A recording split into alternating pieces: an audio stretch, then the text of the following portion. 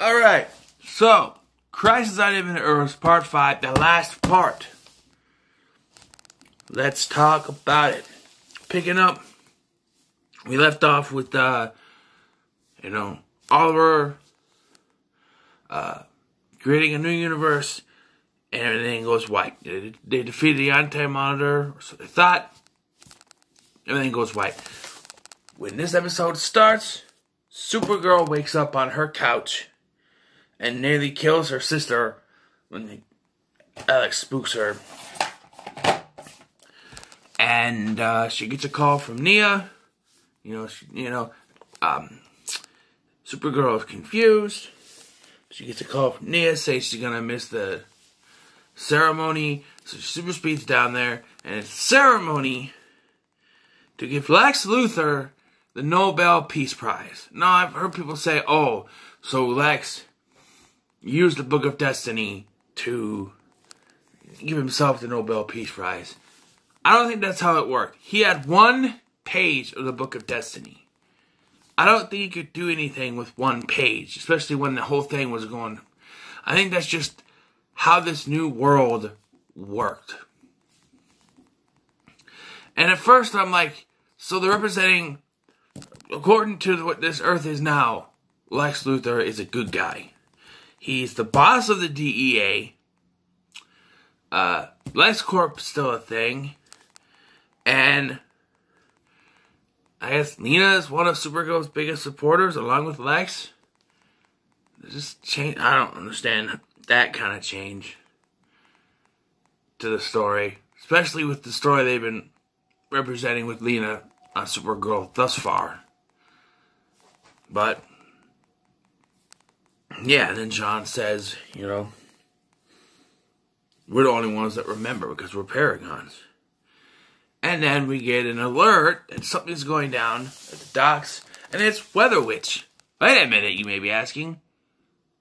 Weather Witch is from Barry's Earth. She's a Flash villain. Well, Supergirl takes care of her. Well, goes to take care of her. Flash shows up and knocks out Weather Witch. And then we have a cameo from Marv Wolfman, who if you don't know, which, to be honest, you don't. Let's be honest, you don't.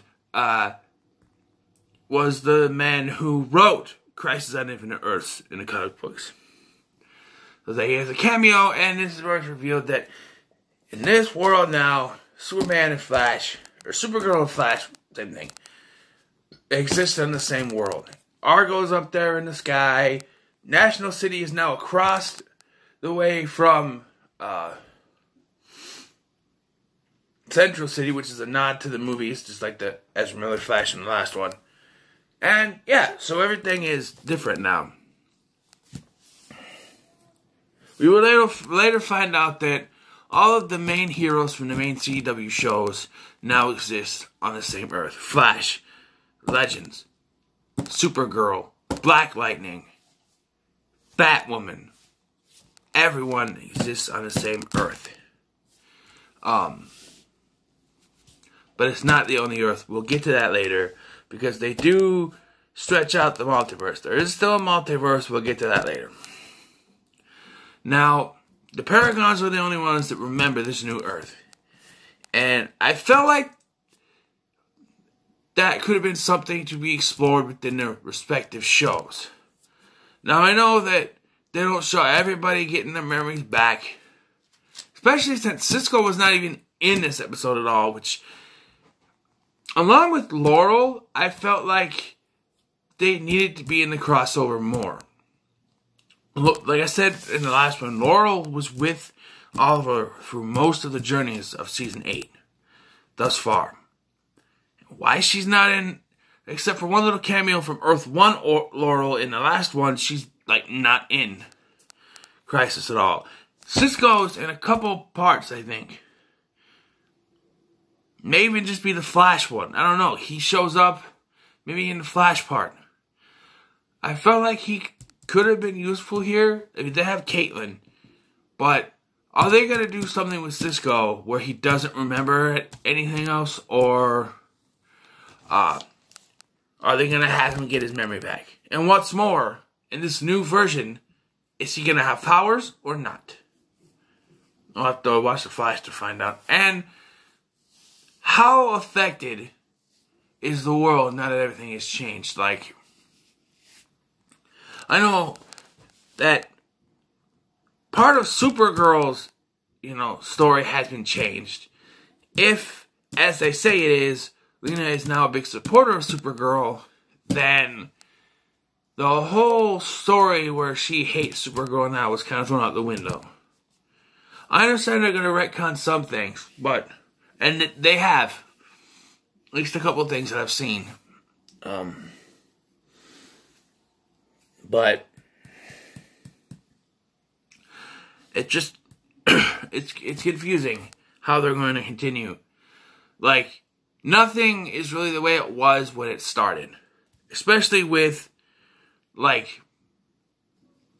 especially the ones affected the most are, to me, I feel, Black Lightning, Supergirl, and maybe Legends. Specifically Sarah. Flash might not be too effective, except maybe a little bit with Nash Wells. And Arrow, well, that's going on the wayside. And Batgirl, who knows? Or Batwoman, who knows what's going on with Batwoman? Because the whole timeline with her is confusing. Because they decided that they were going to do an origin story for her, which goes back a year. And then, after episode 5, then it's, episode 5 takes place right after Elseworlds. And now people are saying, oh, they did a big, huge jump between episode 6 and 7 or something like that. And it's like, I don't remember ever seeing that. Who knows? But it's going to be confusing trying to fit back into this. Who knows? But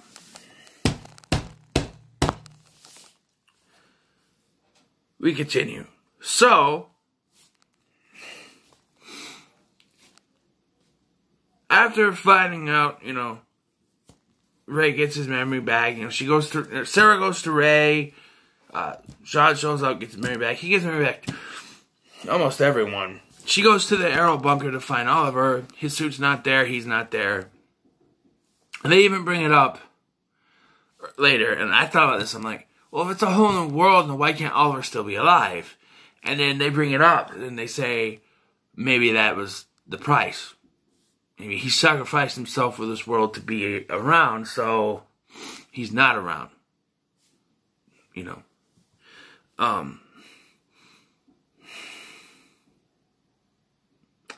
Then they get an alert that there's something downtown in Star City.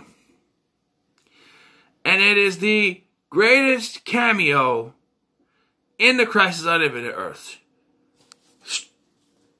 Screw the Smallville Superman. Screw Ezra Miller Flash. This cameo is the best cameo in the entire Crisis on Infinite Earths. I shit you not. Goddamn Bebo. That's right. Bebo. A giant ass Bebo walking down the Star City. And right away, they call back to Legends. They call the Wave Rider, and we get to see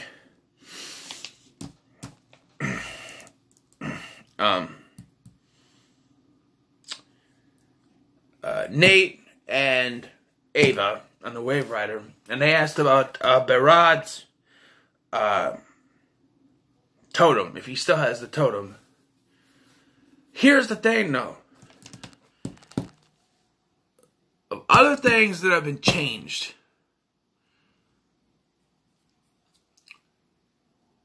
why didn't they bring Zari back this way? I know they want to do the whole, it's a whole new different storyline, but they could have corrected it right here and not have to worry about writing in something else. But no, they still have it where Berad, which is Zari's brother, has the totem instead of her. Okay. This whole thing is going to be confusing with the way it ends. I knew it was going to be kind of confusing, kind of different, but this is just confusing. There's even a point where John Diggle mentions that Connor is gone. Well, okay, what do you mean gone? They don't specify. Connor's gone. He's gone. All the future people are gone. They're not. All the future, like, no Mia, no Connor, no William. They're not in the past because they're in their own new futures. And I'm assuming that's what the next Arrow episode is going to be about, where we have Green Arrow and the Canaries. And I'm assuming we're going to bring back, the future versions of the characters. Connor, William, Mia, maybe even Zoe. And a future version of a character that we were shown is now back in the Arrowverse, which we'll get to. But there's this big Bebo, and they decided they were going to do, Empire Strikes Back, swing around, but it goes right through Bebo's legs. And this is where they realize it's a distraction. We get Mick Rory returning. Because, he was part of this crossover before. And it's this weird magician criminal. And I'm like, okay, more padding. Sure, why not? Lex isn't really in this episode other than one little cameo at the beginning. So there's that. There's one thing that confused me, though. They listed Matt Ryan, who is one of the stars of Legend of Tomorrow, as a special guest star. No, he's a regular on the show. Why is he a special guest star? He's not even in the episode. So that's what confused me. Why is he's a regular on the show. He's not a special guest star. He's a regular. He's part of the cast. As far as I know, it hasn't been announced that he's leaving or anything. So, I don't get it. But I digress. So, Jean finds, these, people are under the, in the sewers or whatever, and they find the body of Nash Wells. Or they find Nash Wells, he's still alive.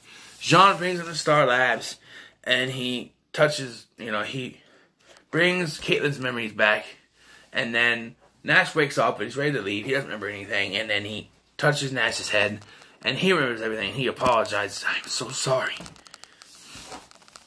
But the big news about this is that it's not over yet, because there's still antimatter, being detected on this Earth. Then the Shadow Demons show up. They try to attack Sarah and Flash during this tender moment they're having, which I remember I sat there last night watching it, and I was like, really? We gotta have this talking moment right now? And then it's not too long, and then the Shadow Demons show up, and then they're like, well, if they're coming after the Paragons, we gotta go protect Ryan. Why Ryan wasn't one of them talked to at the beginning, I don't know. But, okay, when they were showing trailers, they showed there's a spot in the trailer where they show a Shadow Demon, then Sarah breaking into a little girl's room. Everybody was like, oh, Felicity's gonna come back. It's little Mia's bedroom. No, it's not. It's the bedroom of Ryan Choi's daughter. Not Felicity, not Mia. Shut up. Alright? All you marking out, oh, we're gonna get Felicity coming back. No. Wrong. Wrong.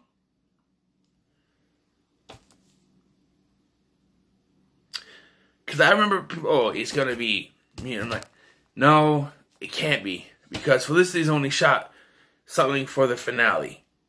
And I know what it's going to be. It's going to be one little scene at the end showing her and Oliver together.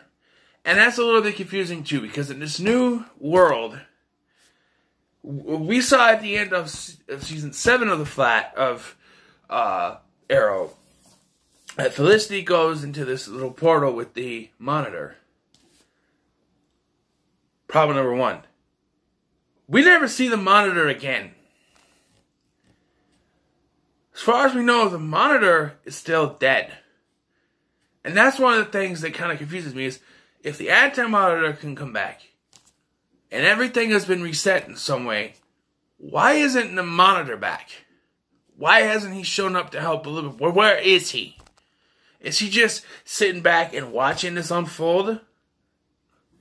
I don't get that. Like, because in the future flash forwards that we've seen in season 7 of Arrow, he takes Felicity to somewhere through a portal. He can't do that if he's dead. Now, I understand that Emily Bett Ricard's leaving Arrow changed a lot of things with the way they were going to do stuff. But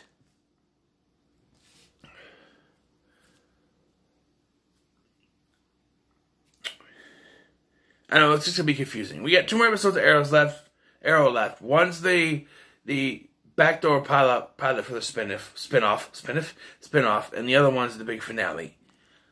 I don't know how the finale's going to go, to be honest, but who knows? Yeah, this just confused me, is that season 7 ended with Felicity going with the Monitor into another, somewhere with a portal. Like, he's taking her to Oliver or something. So, I know in the comics there's a Paradise Dimension. Is that where he is? I don't know. But we don't get clarification where Oliver is really. He's just deed. Maybe we'll get clarification in the finale. I don't know. But it just confused me that the Monitor never comes back. Like, I was waiting for him to show up, like, in the last hour, in the last moments, just to help them somehow. But nope. Never seen again. He's just gone. So,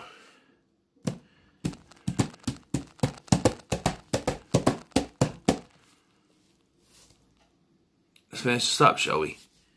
So, Ray and Ryan come up with this idea that they're going to use the weapon that constantly keeps shrinking the Anti-Monitor, so he's sent to what they call the Microverse. That's the way they're going to defeat him. The Parademons. The Shadow Demons show up, our heroes get there, Black Lightning eventually shows back up to help Mick and Frost. You know, Black Lightning's little, time in here, it's been alright. It's not too bad. I'm not a big fan of Black Lightning, mostly because of the racial stuff. I felt like, maybe that's from the comics, I don't know. I just felt like it wasn't necessary, at least this day and age, for racism to exist.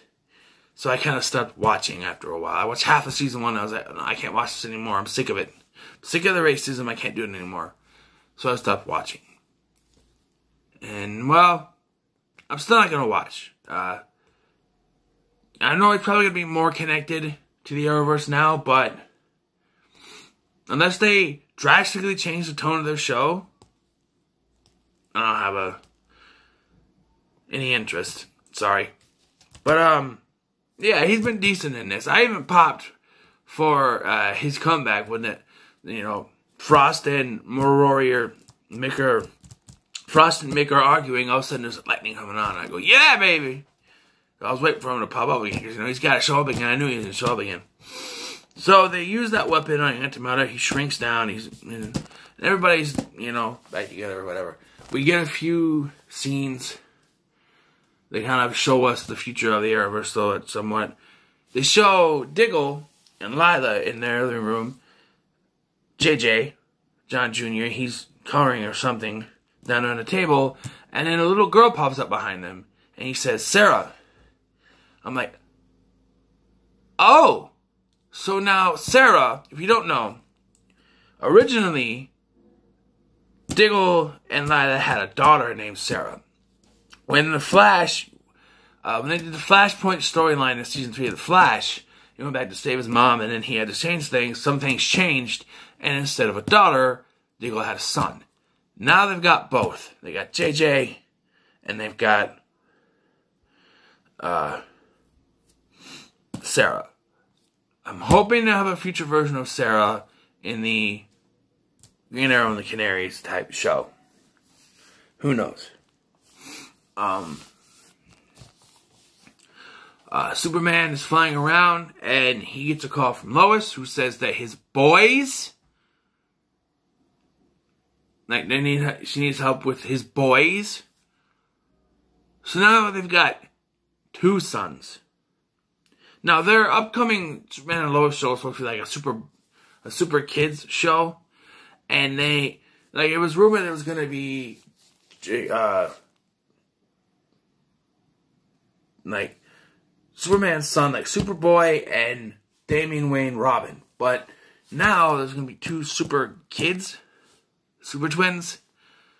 I don't know. People, due to something that happens at the end of this, people are like, oh, it's the Wonder Twins. No, because they're boys. The Wonder Twins is a boy and a girl, and they're not related to Superman. So no, don't be stupid, people. Come on, think. Just because they put a reference in, it was like, oh, their kids are the Wonder Twins. No, nope. The Wonder Twins are not Superman's children. It's a boy and a girl, not 2 boys. Shut the fuck up. Okay? Goodbye? Yeah, okay. We good? Fine. Shut up. Anyway, so, after this little catch-up, we get a monologue from Oliver. And it's like when the Crisis started, we had the Monitor giving a monologue about the creation of the universes. This is very similar to that. And we go across multiple Earths. Earth 2 is now Stargirl's Earth, and I'm assuming that Jesse and Harry are alive too. We see Stargirl and the JSA. That's great. We go to Earth 12, Green Lantern. And, okay.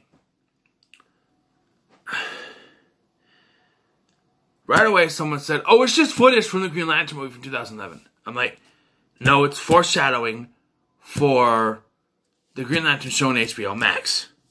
And then someone posted a screenshot of Crisis and a screenshot from the movie. And they say, it's from the movie, has nothing to do with the HBO Max show.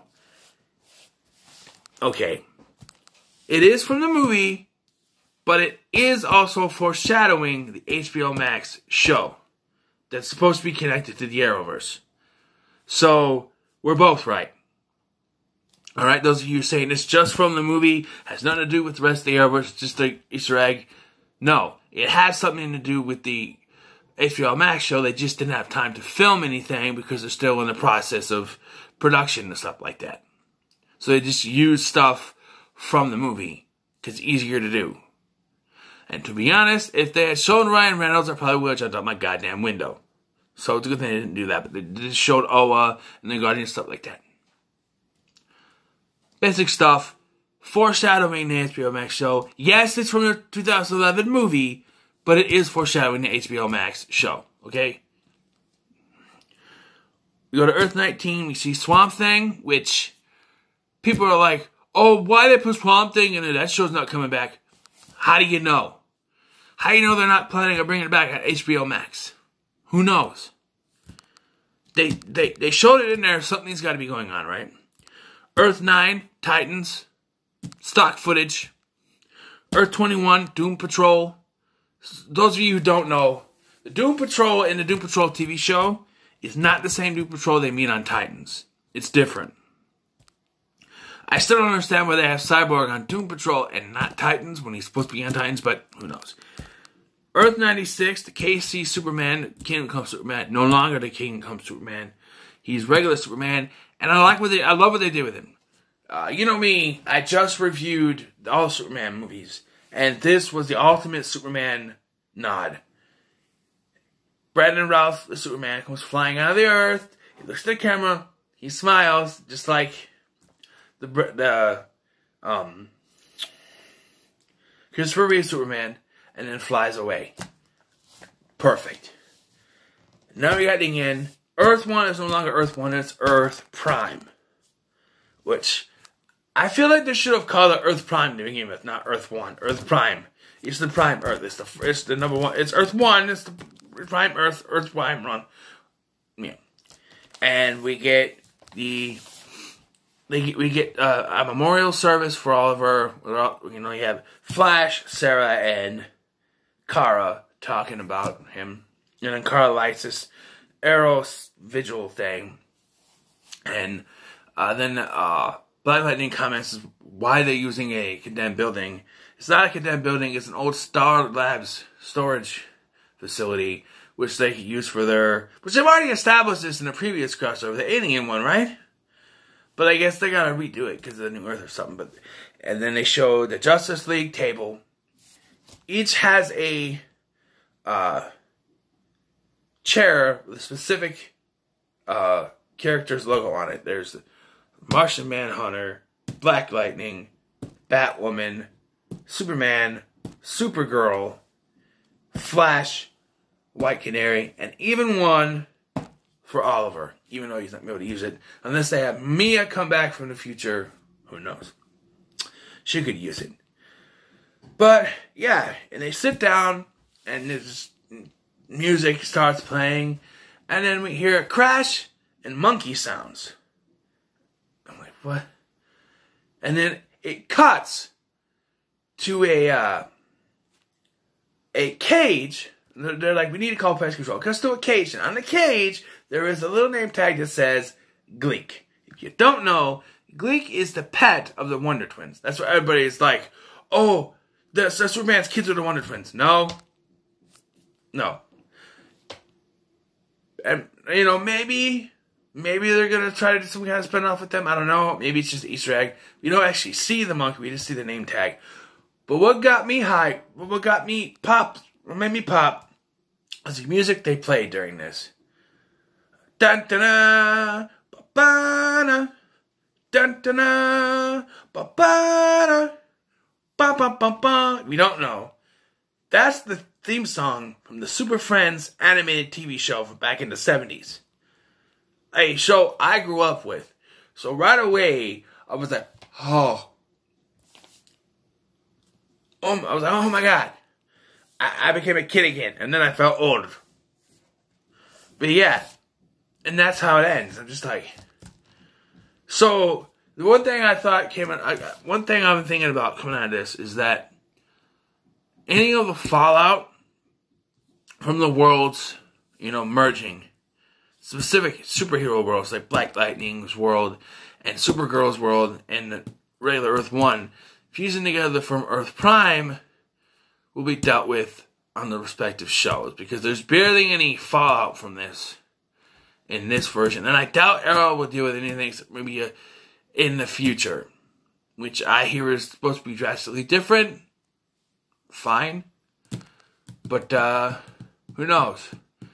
And the whole reason why they had to change everything with the, because if you don't know, the Green Arrow and the Canaries, spin-off thing was supposed to be the future stuff we had in last season and this season. But because people bitched about it so much, they had to change it. They had to specifically... Everything about the final season of Arrow was leading up to this future version. And then they had to erase everything because people were bitching about the future characters. It was supposed to be that future team. You know? Mia, William, Connor, Zoe. It's supposed to be that future team.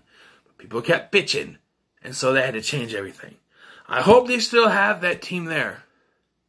Because here's the thing. Mia and William should have been raced together, right? Like Oliver wanted. So they should already be, like, close. I know that they're bringing in the two Canaries, which, okay. But I hope they also have, like, Zoe and a future version of Sarah and Connor. They say Connor's gone, but what if this reverts back to the timeline, well, sort of what the Legend saw in Season 1, and now JJ is going under the name Connor Hawke. Could happen. You can even bring the same actor back. You know, it doesn't matter. Because different actors have played, you know, there were 3 different versions of Superman alone in this crossover played by 3 different actors. So who knows? You know? But all in all, I'm not going to comment on the crossover as a whole. I do think it's... I heard people saying, oh, it was decent, but not the best crossover. I'm sorry, but... what does it take to impress you people? This crossover went all out with its cameos, and I know there was a lot of padding, but it went all out. 5 parts, cameos from various different DC kind of shows. Even bring back Tom Welling and I keep getting in his name. The animated Bruce Wayne. I can't remember his name now. Kevin Conroy and other characters from other DC shows. And it still didn't impress you enough to call it the best crossover. I'm sorry, but it is the best crossover so far. Alright? It beats all the other crossovers 10 times over ahead. Beat them. Those of you saying it's not the best crossover, you're wrong. Alright? You're not wrong. You're just very hard to impress. And that means nothing will ever impress you. No matter what they do, nothing will ever get to you're so high up on your pedestal that nothing will ever be good enough for you. That's the kind of people you are. I don't know you personally, but to me that's what it kind of is. Where something like this, at this magnitude, of this scale, this scope, doesn't impress you to the point where you say it's the best crossover, because it is, then there's no pleasing you. All in all, this has been very entertaining. I'm going to do a Let's Talk About on the entire crossover on Saturday. Hopefully Saturday, maybe Sunday. Hopefully Saturday. I can just watch all 5 parts, binge watch. And just kind of my overall thoughts. I'm not going to go beat for beat because that'd be hard. My overall thoughts on the crossover as a whole will be that video. But for here, the 5th part I thought was better than the 4th. A lot less padding. There was some padding, but a lot less. If they had made this 3 parts, I think a lot of the stuff could have been taken out. But it probably wouldn't have been as memorable. So, yeah.